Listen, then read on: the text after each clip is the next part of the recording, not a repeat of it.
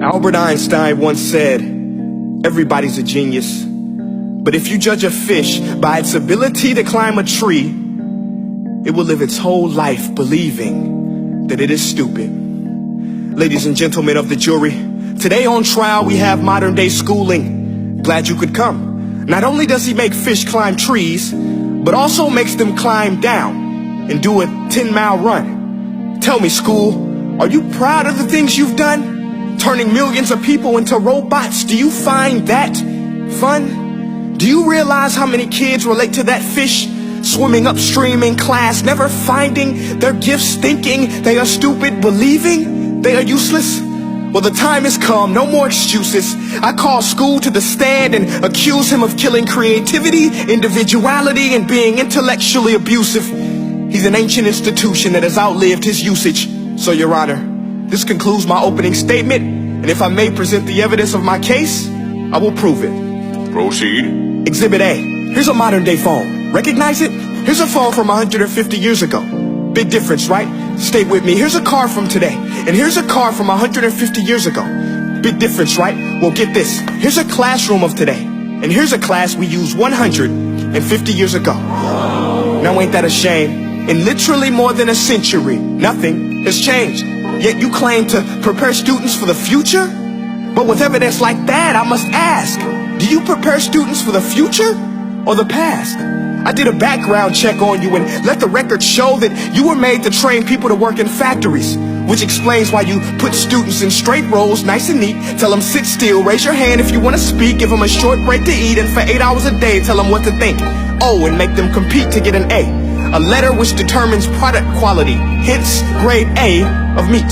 I get it. Back then, times were different. We all have a past. I myself am no Gandhi. But today, we don't need to make robot zombies. The world has progressed. And now we need people who think creatively, innovatively, critically, independently, with the ability to connect. See, every scientist will tell you that no two brains are the same. And every parent with 2 or more children will confirm that claim.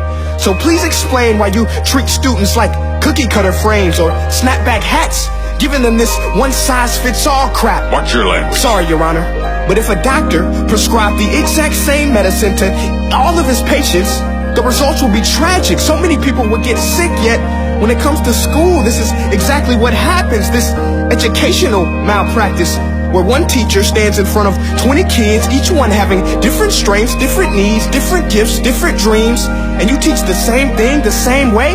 That's horrific. Ladies and gentlemen, the defendant should not be acquitted. This may be one of the worst criminal offenses ever to be committed. And let's mention the way you treat your employees. Objection. Overruled. I want to hear this. It's a shame. I mean, teachers have the most important job on the planet, yet they're underpaid?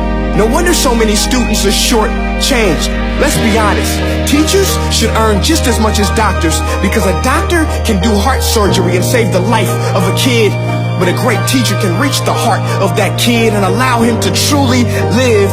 See, teachers are heroes that often get blamed, but they're not the problem. They work in a system without many options or rights. Curriculums are created by policymakers, most of which have never taught a day in their life. Just obsessed with standardized tests. They think bubbling in a multiple choice question will determine success.